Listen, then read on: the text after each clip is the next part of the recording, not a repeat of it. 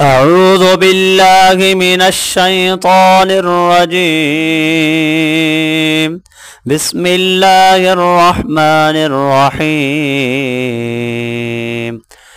اللهم صل على محمد وعلى آل محمد كما صليت على إبراهيم وعلى آل إبراهيم إنك حميد مجيد.